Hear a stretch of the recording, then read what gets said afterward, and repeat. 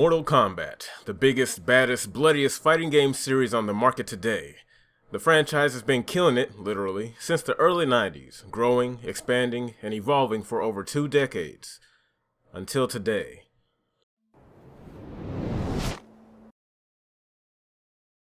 Mortal Kombat is one of my favorite franchises, and it's always great to see how new and improved this game becomes with every new iteration.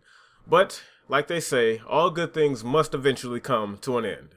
Mortal Kombat, despite being so incredibly successful for so long, has instead committed themselves to implementing some of the worst types of microtransactions and anti-consumer practices in their latest title, Mortal Kombat 11. And it absolutely breaks my heart, like Scorpion just threw a freaking spear through it. Get the fuck over here! Bitch! So how about we go over some of the absolute bullshit that has made it into our beloved Mortal Kombat. Number 1, online-only features. You know, it's so goddamn frustrating to see these AAA companies always trying to find ways to implement always online features into every aspect of our gaming experience. They have implemented online so heavily into Mortal Kombat 11 that it is damn near impossible to enjoy this game offline. You have to connect to the server in order to save what little currency you get through gameplay, and other online modes are completely denied to you unless you get online and stay online. Yes, you heard me, stay online. As if getting disconnected while playing online modes wasn't bad enough, I can finally experience the satisfying feeling of random interruptions while I play offline too. Thank you WB, Ed Boon, and NetherRealm Studios for rounding out my gaming experience for the worst. However, the classic towers also require an internet connection if you want to get any rewards from them. This I do not think is okay, meaning besides the story mode, the 2 other main single-player modes require an online connection if you want to be able to play them, or at least, get any rewards from them. And don't forget a consistent one. I was making my way through one of the tutorial towers in the Towers of Time when this happened. Yep, lost connection, and also lost all my progress in that tower and had to restart from the beginning. Especially considering the Switch's situation, I hope they do something to make it so people can enjoy these offline.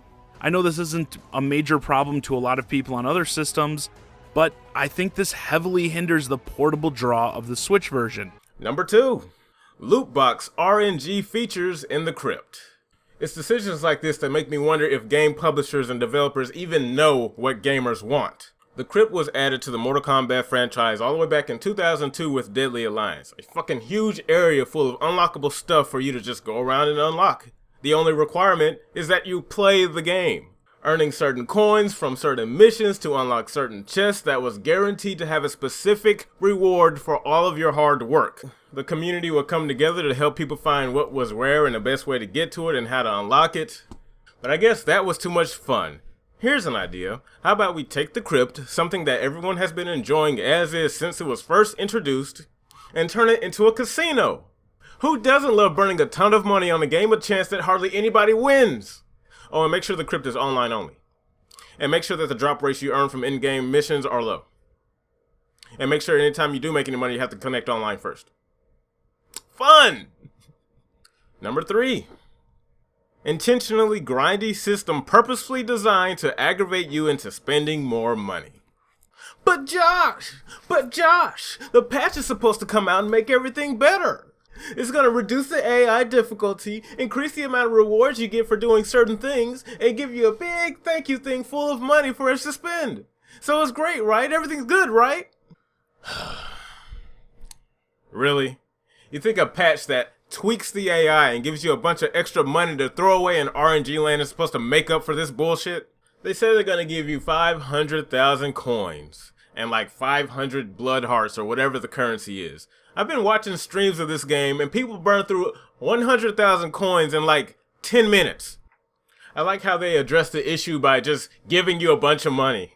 Bribery. Here's a bunch of money that we have complete control over, but we're just gonna, tweak the dial, give you a little bit of a slightly better payout, and give you a bunch of currency and coins so you guys can shut up. Ed Boon, bro, it's too late. The problems with this game go far beyond the fact that you barely give anyone any drop rates in order to unlock anything. the entire game is marred by the fact that it's so tied to online and offline is affected by it. And then you got the nerve to get all pissy on Twitter complaining that somebody has calculated that it will cost anywhere between $4,000 and $6,000 to unlock everything, you know, actual money. You know, people wouldn't have to do that if you didn't fuck your game over so bad to the point to where we think that is a thing. Maybe if all that development time went into just making sure that the game was right and the in-game economy was fair and balanced without the need for any type of microtransactions, it wouldn't be a problem. Did you ever think about that? We won't rest until we get it right. Ed, bro, you've been getting it right for 27 years. You just tripped up now. You guys aren't sorry that you did it. You're sorry you got caught. Such a shame, man. Because Mortal Kombat is the last game I expected to succumb to this greedy-ass microtransaction, always online bullshit. The game looks and seemingly plays amazing. The voice actors look great. The story is so engrossing. But all of it falls apart because the main game's integrity has been compromised. Why? Because companies are greedy.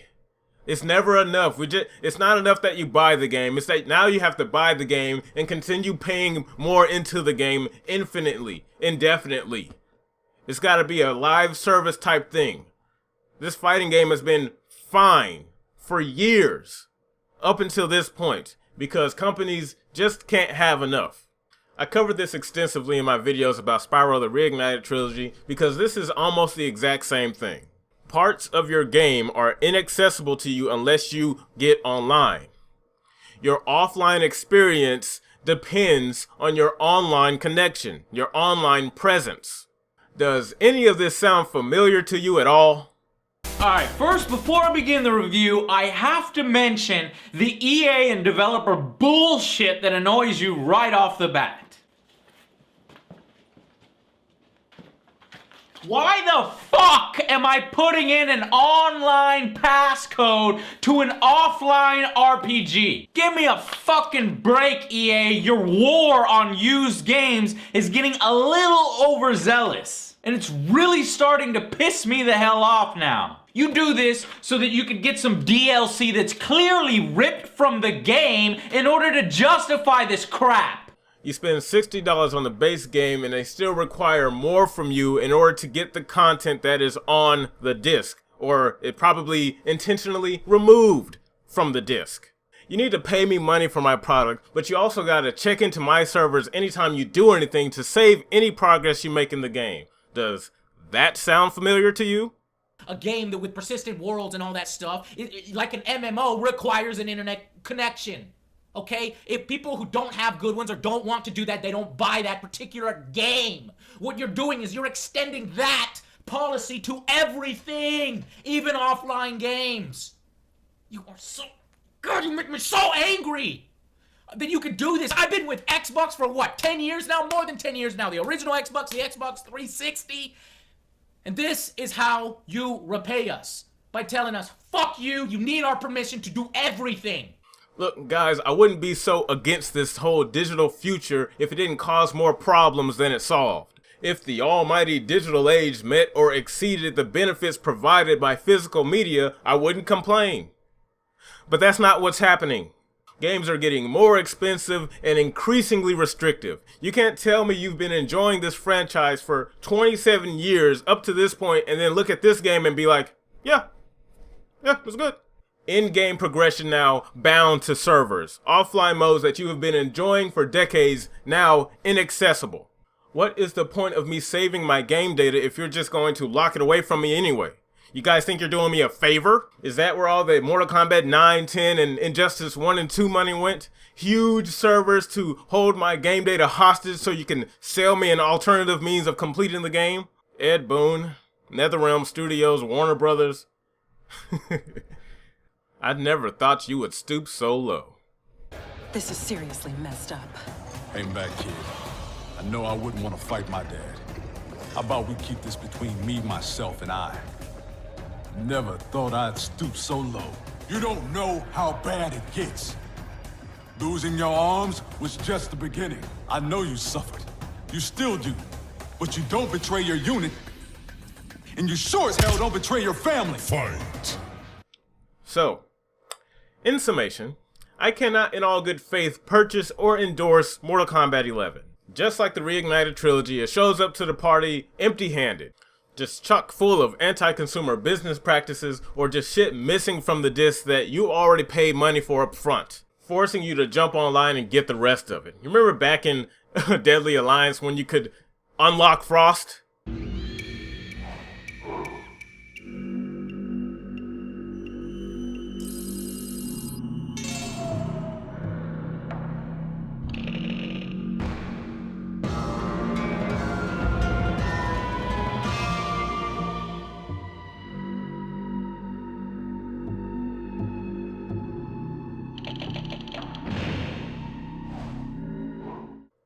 Boy, those were the days. The big push towards digital as presented by game publishers and developers is a shit deal. Microtransactions, RNG, loot boxes, throttling game progression, day one DLC, endless patches, your whole we'll fix it later attitude, and your constant PR bullshit fall far short of gamers' expectations and standards. I am stunned, Collector, that I've exceeded all expectations. that you fall so far short of them. Here's an idea. Mortal Kombat, Ed Boon, NetherRealm Studios, Warner Brothers Entertainment. How about you follow the example outlined in Mortal Kombat 11 story mode and go back in time and figure out what it was that made you guys one of the most successful and innovative and interesting fighting games on the market today. Because clearly within the last 4 years you forgot. But regardless, folks, that was my 2 cents on the whole matter. If you guys have any thoughts, opinions, or anything you disagree with, please leave it in the comments below. I read them all. If you like this video, leave a like. If you dislike this video, leave a dislike. Anything else? This is your Immortal Afro, Josh, and I'll see you in the next upload. Peace.